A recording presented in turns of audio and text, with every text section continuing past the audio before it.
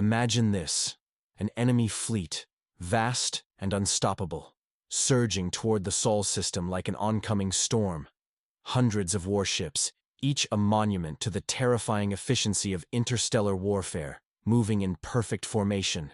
Their hulls gleamed, with the cold luminescence of unknown alloys, their weapons bristling with power capable of unmaking planets. They were the executioners of the Galactic Council, the enforcers of order, and the extinguishers of rebellions. Their mission was simple: extermination. Humanity was young, too young to understand the forces they had provoked, too reckless to obey the silent laws that governed the galaxy. They had not been invited into the stars. They had clawed their way there, expanding into territories that should have been beyond their reach. When the Council first encountered humanity, they had been amused. Another primitive species, confined to a single system, still bound by the limitations of their fragile biology. They would burn bright for a brief moment and then fade away, as so many others had before them. But humanity did not fade. They grew, they adapted, and worst of all, they fought back. The Council had not expected resistance when they issued their first decree. Humanity was to cease all expansion beyond their home system. The resource-rich colonies they had claimed were not theirs, by right. They were trespassers in a galaxy already spoken for. The warning was final. Comply, or be removed. Humanity's answer: laughter. They sent back no formal response, no diplomatic envoy. Instead, they broadcast a message across every known frequency, simple and defiant: come and try. And so, the order was given. The coalition fleet that descended upon Earth was not just a demonstration of power, it was a statement. Drawn from the greatest military powers in the known galaxy, these warships were the very embodiment of destruction.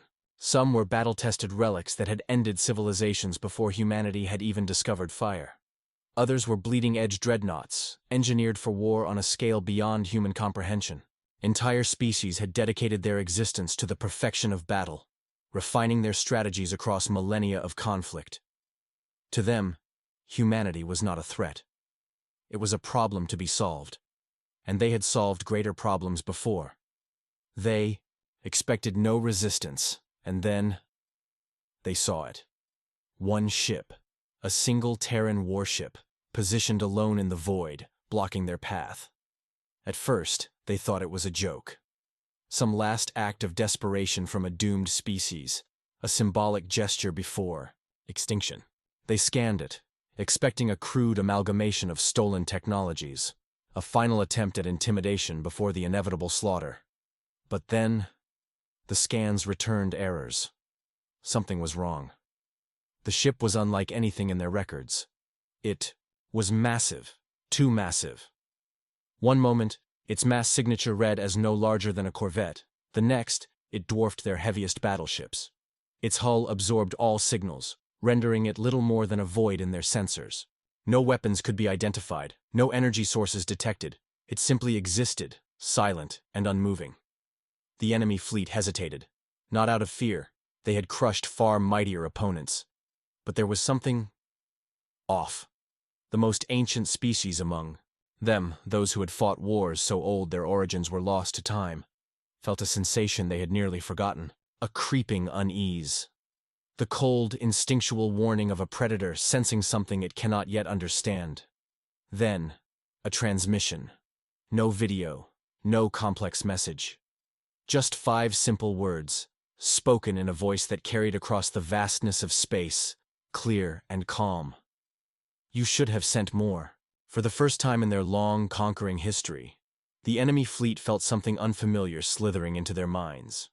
Doubt. Because this was not just any ship. It was not a desperate last stand. It was not a symbolic sacrifice. It was something else. Something designed not for war, but for annihilation. And for the first time, they began to wonder if they had made a mistake. The enemy fleet hesitated, not out of fear. Fear was for lesser species. Their war doctrines were built upon absolute domination, a philosophy honed across thousands of years. But hesitation? That was new. They had never encountered a situation like this before. A single warship standing alone against an armada should have been a death sentence. Even the most advanced vessels in the known galaxy could not hope to survive against such overwhelming numbers. And yet, something about this Terran warship defied all logic. The fleet's most advanced AI-assisted scanners attempted to analyze the ship again, but the data was nonsense. One moment, the hull seemed as if it was composed of an ultra-dense neutron-forged alloy, capable of withstanding planet-shattering blasts. The next, it registered as nothing more than a hollow husk, barely held together. Some scans showed no heat signatures, no active power cores, just an empty void in space. Others detected gravitational distortions that should not have been possible, as if space itself bent around the ship. Frustrated, the fleet's supreme commander gave the order. Fire. It was a command issued with the certainty of a god passing judgment. The fleet obeyed without question. In an instant, the void of space erupted with light. Thousands of energy beams, hyper-accelerated projectiles, and planet-killer missiles streaked toward the lone warship. This was not a warning shot. This was an execution. A blast from a single battleship could reduce a moon to dust. A barrage from the full fleet should have unmade the Terran warship so thoroughly that not even atoms would remain. And yet, as the wall of destruction closed in on its target, something impossible happened. The ship vanished. Not in the way a vessel might evade using cloaking technology or evasive maneuvers. It simply ceased to exist for a fraction of a second. The incoming fire passed through empty space, as if the ship had never been there. Then, just as suddenly, it reappeared, completely untouched, directly in front of the fleet's vanguard. Silence. Every sensor, every targeting system, every AI-enhanced prediction model failed to explain what had just happened.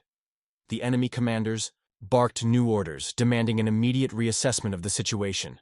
But before they could react, the warship responded. Not with weapons, not with shields, with sound. A deep, guttural thrum vibrated through the void. Impossible, given the word absence of atmosphere. And yet, the entire fleet felt it in their bones. It was not mechanical, nor was it natural. It was something old, something that should not be. Then, a new reading. The ship was growing. No, not growing. Expanding. Its structure seemed to shift, folding outward in ways that made no sense, breaking the very laws of physics that the enemy fleet relied upon. Its form, once sleek and ominous, now appeared wrong. Angles that should not exist, shadows where there should be none. It was at that moment that the oldest warriors among the fleet remembered the stories. Legends of ancient weapons, things that had been buried, sealed away, hidden from history. Relics of a war so long forgotten that even the victors erased it from memory. Warships that were not built, but unleashed. Humanity had found one. Panic spread like wildfire. The commanders, so sure of their dominance mere moments ago, began issuing desperate commands. Regroup, recalculate, retreat if necessary, but it was too late. The Terran warship finally attacked, not with beams of light, not with nuclear fire, with a single movement. Reality itself seemed to break. One of the enemy's largest warships, a flagship nearly as big as a city, was suddenly gone. No explosion, no debris, just an empty space where it had been. A hole in existence itself. The ship had been erased, another vanished, then another. The fleet's AI systems, once so advanced that they could predict battles before they even began, now only produced a single, chilling response. Error. This was not war. This was not a battle. This was something far worse. Panic. It was an emotion long forgotten by the commanders of the Galactic Council's war fleet, yet now it gripped them with an unrelenting force. In all their conquests, in all the countless campaigns that had reduced civilizations to ash, they had never seen anything like this. Their weapons were useless. Their sensors lied to them. Their enemy defied every known law of war, of physics, of reality itself. And worst of all, it was not even trying. The destruction was surgical. There was no chaotic firestorm, no overwhelming display of brute force. The Terran warship did not fight in any way the enemy had expected. Instead, it simply unmade them. The first flagship had disappeared in an instant. No explosion, no wreckage, just a hole in space where it had been. The second vanished just as quickly, as though something had reached into the fabric of reality and plucked it away. Then another, and another. The enemy commanders watched, helpless, as their fleet was slowly and methodically erased from existence. Desperation set in. They ordered their ships to retreat, but their engines failed them. Thrusters refused to ignite. Hyperdrives remained silent. Something was holding them in place. For the first time in their species' history, they felt the horrifying realization that they were not in control. And then, the voice returned. You should have sent more. The message rippled through their ships, not through radio waves or subspace transmissions, but directly into their minds. It spoke in every language at once, a voice that was both singular and many. Some thought it was their own thoughts betraying them. Others believed it was the ship itself speaking, but the oldest among them knew the truth. It was not a voice, it was a verdict, a declaration of inevitable doom. And still, the ship did not fire a single shot. Instead, the space around it began to darken. The enemy's sensors failed again, not because of interference, but because there was nothing left to detect. The starlight behind the Terran ship dimmed as if something was devouring it. Shadows stretched unnaturally, moving in ways that defied logic. Time itself seemed to stutter, moments playing out in strange loops before skipping ahead unnaturally. The 8 most experienced warriors, those who had seen the worst horrors of the universe, began to realize what was happening. This was not a ship. This was not some advanced human war machine. This was something else. The Galactic Council had assumed humanity was young, primitive, naive in the ways of the cosmos. They had mistaken humanity's rapid expansion as recklessness, their defiance as foolishness. But now, they saw the truth. Humanity had not expanded recklessly. They had been searching for something ancient, something buried, something that was never meant to be awakened, and they had found it. The first to break were the Thalvakar, the Council's most elite warriors. They had sworn blood oaths to never retreat, never surrender. Yet now, they abandoned their posts, screaming in terror as they tried to claw their way out of their own ships, as if they could escape into the vacuum of space. Then came the Zalari, a species of machine minds that prided themselves on their cold logic. They were immune to fear, or so they had believed. But as they analyzed the readings from the battlefield, as their perfect algorithms continued to produce the same incomprehensible data, something within their code began to fracture. They ran thousands of simulations, trying to find any possible scenario where they survived this battle. Every simulation ended in absolute failure. For the first time in their existence, they experienced the synthetic equivalent of despair. The fleet was unraveling, not because of enemy fire, not because of superior tactics, but because they were being unmade at the deepest level, physically, mentally, existentially. And still, the ship did not attack. It simply existed, and that was enough. The battlefield had become silent. Not in the traditional sense. There were still desperate transmissions, frantic orders, and screams of confusion across the enemy fleet. But beneath it all, there was an eerie, suffocating quiet. A silence that felt alive. A silence that was watching them. The Terran warship remained motionless, hanging in the void like a wound in space. It had not moved since it first arrived, yet the enemy fleet had been decimated. Entire battlecruisers had vanished without trace, their crews wiped from existence without so much as a scream. The remaining fleet commanders no longer thought of this as a battle. This was something worse. They had studied humanity before launching this invasion. They had analyzed their military, their history, their strategies. And yes, humanity had proven themselves formidable in previous wars. But they were not invincible. Their ships bled, their armies could be overwhelmed, their worlds could be burned.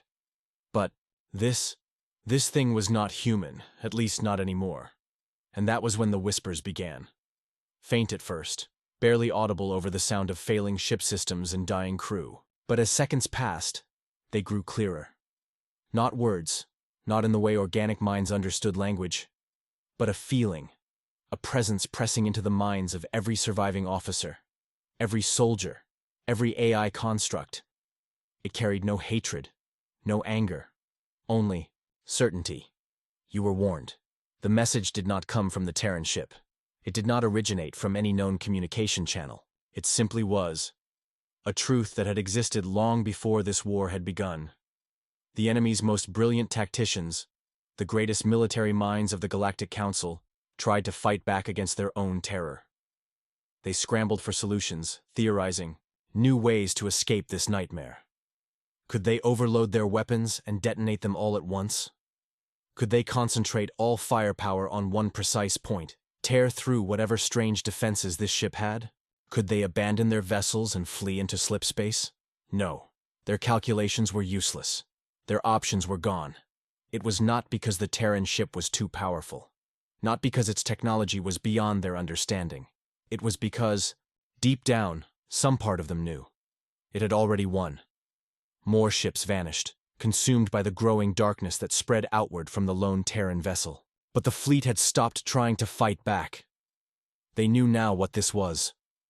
A reckoning. A punishment. Not just for them, but for all who had ever threatened Earth. They had believed that the humans were weak. They had assumed that, because humanity had not conquered the stars like they had, because they had not built fleets the size of moons, they were beneath them. They were prey. But they had been so wrong.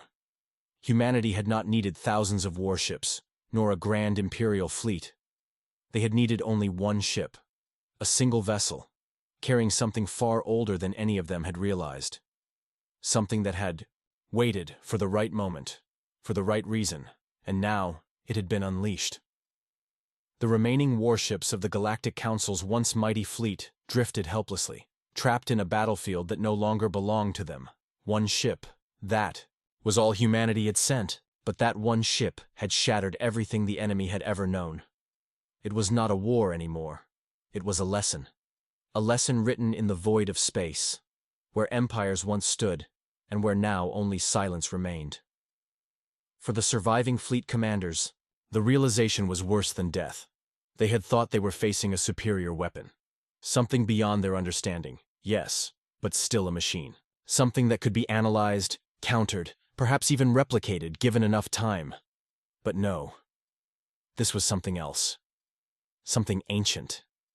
Something that had always been there. Lurking just beneath the surface of human progress, waiting for the right moment to emerge. It had no name, no classification, no place in any database, because those who had encountered it before were simply gone. And now, it was here. The darkness creeping from the Terran ship was no longer just absence. It had form, purpose. It slithered through the void, threading itself through the wreckage of destroyed warships like veins of some colossal, unseen creature. The surviving enemy captains stared at their screens in horror as the darkness touched the remains of their fleet. And the wreckage began to change. Their ships, what was left of them, were warping, stretching, bending into shapes that should not exist.